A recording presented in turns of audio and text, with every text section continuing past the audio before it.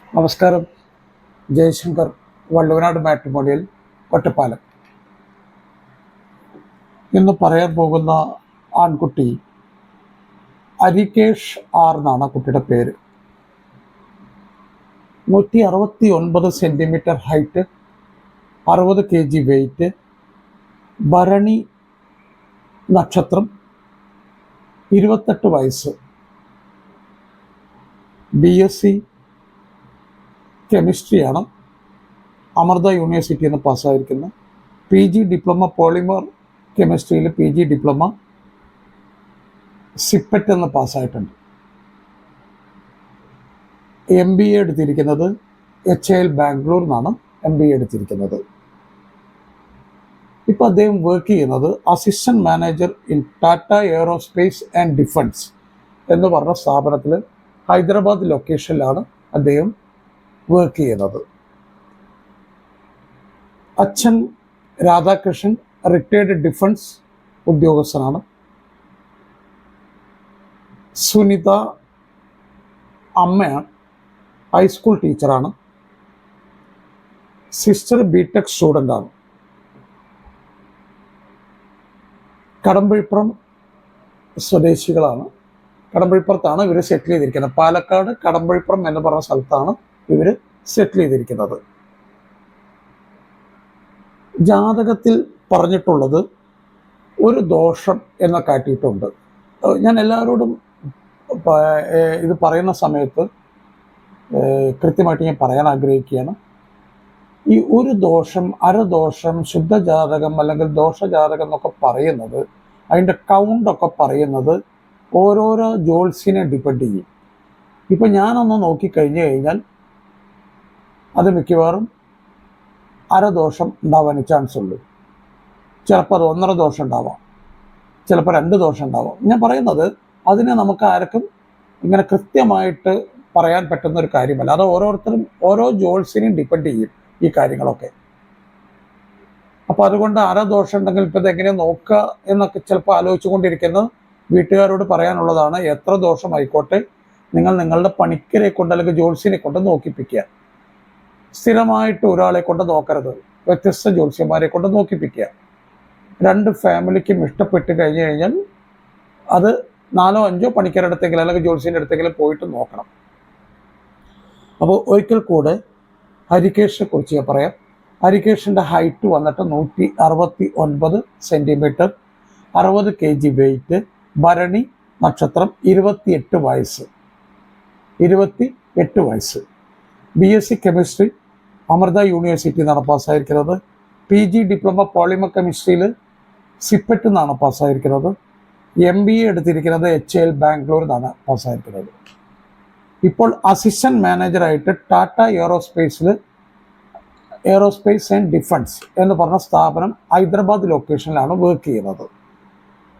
അച്ഛൻ Radhakrishnan retired defence ഉദ്യോഗസ്ഥനാണ്. അമ്മ സുനിത, അവർ ഹൈസ്കൂൾ ടീച്ചറാണ്. Sister BTech സ്റ്റുഡൻ്റാണ്. പാലക്കാട് കടമ്പഴിപ്പുറം എന്ന് പറഞ്ഞ സ്ഥലത്താണ് ഇവർ സെറ്റിൽ ചെയ്തിരിക്കുന്നത്. ഞാൻ സംസാരിച്ച് കഴിഞ്ഞപ്പോഴാണ് മനസ്സിലായത്, എനിക്കറിയാവുന്ന ഒരു ഏരിയ ആണ് ഈ കടമ്പഴിപ്പുറം ഭാഗങ്ങളൊക്കെ. നല്ല ഒരു തറവാട്ടുകാരാണ്. അത് അദ്ദേഹത്തിൻ്റെ വർത്തമാനത്തിലും എല്ലാ കാര്യത്തിലും ആ ഒരു ആഠിത്യം വളരെ കൃത്യമായിട്ട് മനസ്സിലായിട്ടുണ്ട് എനിക്ക്. അപ്പോൾ മകനെ എനിക്കറിയത്തില്ല. അപ്പോൾ ഒരു ടീച്ചർ, അച്ഛൻ ഡിഫൻസ്, എന്തുകൊണ്ടും ഒരു വെൽ ഡിസിപ്ലിൻ ഫാമിലി ആയിരിക്കും എന്ന് തന്നെ നമുക്ക് ഊഹിക്കാവുന്നതേ ഉള്ളൂ.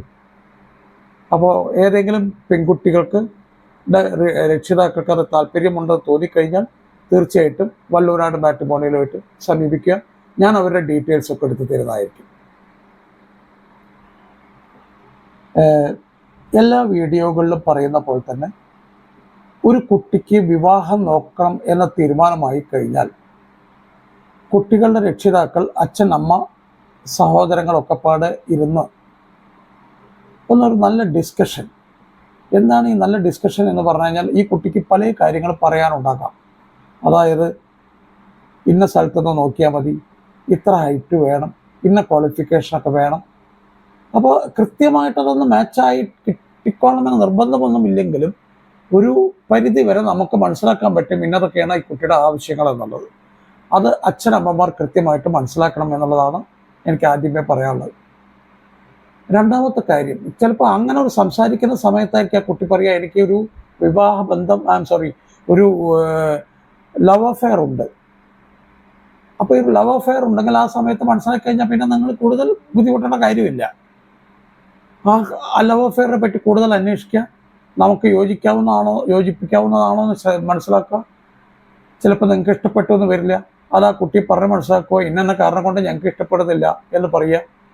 എന്നിട്ട് ആ കുട്ടിക്ക് അത് തന്നെ വേണം എന്ന് പറഞ്ഞു കഴിഞ്ഞാൽ പിന്നെ ഒരു വഴക്കോ അല്ലെങ്കിൽ ഒരു ഇതിന് പോകരുത്, ടെൻഷനായിട്ട് പോകരുത്, തീർച്ചയായിട്ടും വിവാഹം നടത്തി കൊടുക്കുക. അപ്പോൾ അത് കഴിഞ്ഞു കഴിഞ്ഞാൽ ഈ കുട്ടികളുമായിട്ട് ഡിസ്കഷൻ നടത്തി കഴിഞ്ഞു കഴിഞ്ഞാൽ തീർച്ചയായിട്ടും ദൈവവിശ്വാസികളാണെങ്കിൽ നിങ്ങളുടെ ധർമ്മദൈവങ്ങൾ അല്ലെങ്കിൽ നിങ്ങളുടെ കുടുംബക്ഷേത്രം നന്നായിട്ടൊന്ന് പ്രാർത്ഥിക്കുക. അതിനുശേഷം നല്ല ഒരു മാട്രിമോണിയലിൽ പോയിട്ട് രജിസ്റ്റർ ചെയ്യുക. എന്താണ് ഈ നല്ല മാട്രിമോണിയൽ എന്ന് പറഞ്ഞാൽ? എങ്ങനെയാണ് നമുക്ക് വിശ്വസിക്കാൻ പറ്റുക? ഇന്നത്തെ കാലത്ത് അനവധി മാട്രിമോണിയലുകളാണ് ഈ രാജ്യത്ത്. ഇപ്പം എൻ്റെ ഗ്രൂപ്പിൽ തന്നെ ആരെങ്കിലും വന്ന് ജോയിൻ ചെയ്താൽ വെൽക്കം മെസ്സേജ് കൊടുക്കുന്നത് വേറെ ഏതൊക്കെയോ ആളുകളാണ്. അപ്പോൾ അത്രയും മോശമായിട്ടിരിക്കുകയാണ്. എൻ്റെ ഗ്രൂപ്പിൽ അവരെങ്ങനെ ചേരുന്നതെന്ന് പറഞ്ഞു കഴിഞ്ഞാൽ അവരൊരു പാരൻ്റ് ആണെന്ന് പറഞ്ഞിട്ട് ഫേക്കായിട്ടുള്ള ഒരു പ്രൊഫൈല് തന്ന് അവർ ജോയിൻ ചെയ്യും. ഞാൻ പറയുന്ന പൈസയൊക്കെ തടയ്ക്കും. എനിക്കറിയാൻ പറ്റില്ല ഇവർ യഥാർത്ഥ പാരൻ്റ് ആണോ അതോ മാട്രിമോണിയൽ സൈറ്റാണോ എന്നുള്ളത്. അപ്പോൾ അങ്ങനെ കുറേ ആൾക്കാരുണ്ട്. അത് ചില്ലറക്കാരൊന്നുമല്ല, നല്ല വലിയ വലിയ ടീമുകളാണ്. ഒരു കാര്യം ഉറപ്പിച്ച് പറയാം, ഈ M4 മാരി കണ്ടിട്ടില്ല, ബട്ട് കേരള മാട്രിമോണിയൽ നമ്മളുടെ ഗ്രൂപ്പിൽ ഞാൻ കണ്ടിട്ടില്ല. അവർക്കൊന്നും ഇതിൻ്റെ ആവശ്യം ഉണ്ടാവില്ല. അവരൊക്കെ നല്ല പ്രബലരായിട്ടുള്ള ടീമുകളാണ്. അത് കഴിഞ്ഞ് ബാക്കിയുള്ള 99% ആളുകളും എൻ്റെ ഗ്രൂപ്പിലുണ്ട്. ഇതെന്ന് പ്രൊഫൈൽ എടുത്തിട്ട് ആളുകൾക്ക് അയച്ചു കൊടുക്കും. ഇതൊക്കെയാണ് അവർ ചെയ്യുന്ന കലാപരിപാടികൾ. അപ്പോൾ അതൊക്കെ എന്തെങ്കിലും ആവട്ടെ, നിങ്ങൾ കൃത്യമായിട്ട് അന്വേഷിച്ച് ജോയിൻ ചെയ്യുക. അതായത് അനാവശ്യമായി പൈസ കളഞ്ഞ് ഇവരുമായിട്ട് വഴക്കും ബഹളം ഒന്നും ഉണ്ടാവാൻ പാടില്ല. വിവാഹം നടത്തേണ്ടത് ഒരു ടെൻഷൻ ഒട്ടുമില്ലാതെ ആയിരിക്കണം. അപ്പോൾ നമ്മളുടെ ഭാഗത്ത് കഴിയാവുന്നത്ര കറക്റ്റീവായിട്ട്, അതായത് നല്ലൊരു രീതിയിൽ തന്നെ പോകാനായിട്ട് ശ്രമിക്കുക. അങ്ങനെ രജിസ്റ്റർ ചെയ്ത് കഴിയുമ്പോൾ പ്രൊഫൈൽ ഉണ്ടാക്കും. പ്രൊഫൈൽ ഉണ്ടാക്കുന്ന സമയത്ത് വളരെ നല്ലവണ്ണം ആലോചിച്ച് ഓരോ വരികളും എഴുതുമ്പോൾ ശ്രദ്ധിക്കുക. എന്താണ് ഈ ഓരോ വരികളും എഴുതുമ്പോൾ ശ്രദ്ധിക്കുക എന്ന് പറഞ്ഞു കഴിഞ്ഞാൽ, ചിലർ കാണാം M.Tech എന്ന് മാത്രം എഴുതും, സബ്ജക്റ്റ് ഉണ്ടാവില്ല, ഏത് കോളേജിൽ നിന്നും ഉണ്ടാവില്ല. ചിലപ്പോൾ അവർ IIT എന്നായിരിക്കും പാസ്സായി ഉണ്ടാവുക. ഈ M.Tech IIT ചെന്നൈ എന്ന് കാട്ടിക്കഴിഞ്ഞാൽ അതിൻ്റെ ഒരു വില വേറെയാണ്. പക്ഷേ ഈ പഠിച്ച് പാസ്സായ ആൾക്ക് ഈ ആനയ്ക്ക് ആനയുടെ വില അറിയില്ല എന്ന് പറഞ്ഞ പോലെ M.Techകാരൻ്റെ വില അറിയില്ല. അപ്പോൾ വ്യക്തമായിട്ട് എഴുതില്ല ഈ ക്വാളിഫിക്കേഷൻ എവിടെ നിന്നാണ് പാസ്സായിരിക്കുന്നത് എന്നൊന്നും വ്യക്തമായിട്ട് എഴുതില്ല. അതേപോലെ ജോലി, ചിലർ ഞാൻ സയൻറ്റിസ്റ്റാന്ന് പറയും. നമ്മൾ അന്വേഷിച്ചൊക്കെ പോകുന്ന സമയത്ത് അവർ ISROയിലായിരിക്കാം. അപ്പോൾ ഈ ISROയിൽ സയൻറ്റിസ്റ്റ് കാട്ടുന്നതിന് എന്തിനാണ് ഇത്ര മടി വയ്ക്കുന്നത്? അത് കൃത്യമായിട്ട് കാട്ടണം. അത് കൃത്യമായിട്ട് കാട്ടുമ്പോൾ ജനങ്ങൾക്ക് മനസ്സിലാവോ നല്ല വെൽ സെറ്റിൽഡ് ടീമാണ്, നന്നായിട്ട് നമുക്ക് മുന്നോട്ട് പോകാൻ പറ്റും എന്നൊക്കെ നമ്മളൊരു അസംഷൻ നടത്താൻ പറ്റും നമുക്ക്. സാലറി, ചിലർ കാണാം 1 കോടി സാലറി ഉണ്ടാകാം, പക്ഷെ അവർക്ക് വലിയ മടിയാണ് അത് കാട്ടാനായിട്ട്. പെൺകുട്ടികൾ എങ്ങനെയാണെന്ന് പറഞ്ഞു കഴിഞ്ഞാൽ, പല പെൺകുട്ടികൾക്ക് നല്ല സാലറിയാണ് ഇപ്പോൾ ഞാൻ കാണുന്നത്. അതായത് 50 ലക്ഷം 60 ലക്ഷമൊക്കെ ഇപ്പോൾ വളരെ എളുപ്പമായിട്ട് കിട്ടുന്ന ഒരു രീതിയിലാണ് ഞാൻ കാണുന്നത്. നല്ല ക്വാളിഫിക്കേഷനൊക്കെ ഉള്ള കുട്ടികൾക്ക് നല്ല സാലറി കിട്ടുന്നുണ്ട്. അപ്പോൾ ഇവർ ഈ 50-60 ലക്ഷം വരുമ്പോൾ അവരെപ്പോഴും നോക്കുക അതിൽ കൂടുതലുള്ള സാലറി, ഇല്ലെങ്കിൽ ഒരു ഈഗോ ക്ലാഷ് ഉണ്ടാവും വിവാഹം കഴിഞ്ഞ് കഴിഞ്ഞാൽ. പലരും എന്നോട് പറയാറുണ്ട്, ഈ സാലറിയൊക്കെ നോക്കിയിട്ടാണോ ഇപ്പോൾ നമ്മൾ കല്യാണം കഴിക്കുക? തീർച്ചയായിട്ടും സാലറി നോക്കുക തന്നെ വേണം. കാരണം ഇല്ലെങ്കിൽ അത് പിന്നേക്ക് ബുദ്ധിമുട്ടുണ്ടാവും. ഇപ്പോൾ ഒരു 50 ലക്ഷം സാലറിയുള്ള പെൺകുട്ടി 10 ലക്ഷം സാലറിയുള്ള ആൺകുട്ടി കല്യാണം കഴിച്ചു കഴിഞ്ഞാൽ ഈ കുട്ടി എന്തെങ്കിലും തരത്തിലുള്ള വർത്തമാനങ്ങൾ പറയുന്ന സമയത്ത് ആ ആൺകുട്ടിക്കോ അല്ലെങ്കിൽ ആൺകുട്ടിയുടെ വീട്ടുകാർക്കോ തോന്നും ഇവക്ക് സാലറി കൂടിയതിൻ്റെ കുഴപ്പമാണ്. പിന്നെ അങ്ങനെ തടഞ്ഞാണ് ചെറിയ ചെറിയ കാര്യങ്ങൾ വെച്ച് ഇതൊക്കെ അവസാനം അവിടേക്ക് എത്തും. ഈ പെൺകുട്ടിക്ക് ഒരു സമാധാനം ഉണ്ടാവില്ല, ആൺകുട്ടിക്ക് ഒരു സമാധാനം ഉണ്ടാവില്ല. ഞാൻ പറയുന്നത് എപ്പോഴും അയർ സൈഡ് നോക്കണമെന്നൊന്നുമല്ല ഞാൻ പറഞ്ഞ, പക്ഷെ കുറച്ചെങ്കിലും അടുത്തൊക്കെ എത്തണം. ഇല്ലെങ്കിൽ നിങ്ങളുടെ വാക്ക് പ്രവൃത്തി ഇതൊക്കെ ഈഗോ ക്ലാഷായി മാറും, അതൊക്കെ ബുദ്ധിമുട്ടുണ്ടാക്കും. അപ്പോൾ അതെല്ലാം കൃത്യമായിട്ട് എഴുതണം. ജാതകത്തിനെ പറ്റി കഴിയാവുന്നത്ര കുറച്ച് എഴുതാൻ ശ്രമിക്കുക. അല്ലെങ്കിൽ ഒന്നും എഴുതിയിട്ടില്ലെങ്കിൽ വലിയ അപകടങ്ങളില്ല. പലരും എഴുതും ദോഷം 1, അരദോഷം, ശുദ്ധജാതകം, ദോഷജാതകം.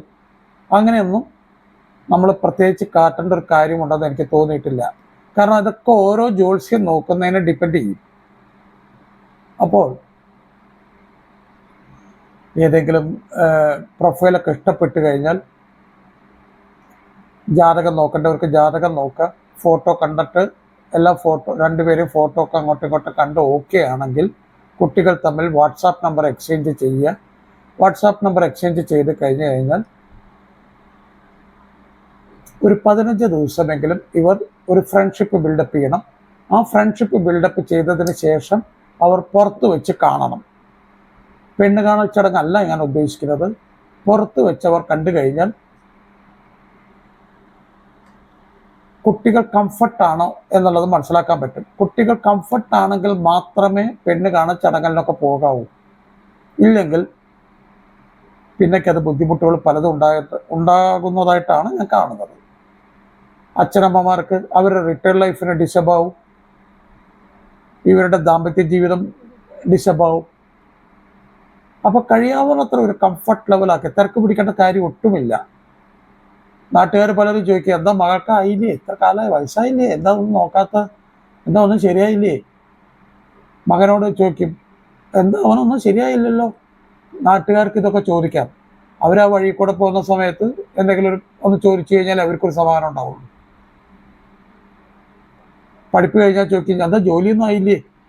അവർക്ക് വലിയ ബുദ്ധിമുട്ടാണ് നമുക്ക് ജോലി ആയിട്ടില്ലെങ്കിൽ. ചിലർ ചോദിക്കുന്നതൊക്കെ ദുബായിൽ നിന്നൊക്കെ വരുന്ന ആൾക്കാരോട് വന്നു കഴിഞ്ഞാൽ പിറ്റേ ദിവസം ചോദിക്കും എന്നാ പോണം. അതൊരു നാട്ടിലെ ഒരു സമ്പ്രദായമാണ്. അപ്പോൾ അതിനൊന്നും കാര്യമാക്കണ്ട. കല്യാണമൊക്കെ ഭംഗിയായിട്ട് തന്നെ നടക്കും, എല്ലാം കൃത്യസമയത്ത് തന്നെ നടക്കും. നിങ്ങൾ ഈ കാര്യങ്ങളൊക്കെ ഒന്ന് ശ്രദ്ധിച്ചു കഴിഞ്ഞാൽ വളരെ എളുപ്പമായിരിക്കും. ഞാൻ ഇത്രയും പറഞ്ഞുകൊണ്ട് എൻ്റെ വാക്കുകൾ അവസാനിപ്പിക്കുകയാണ്. അടുത്ത വീഡിയോ വരെ നന്ദി, നമസ്കാരം.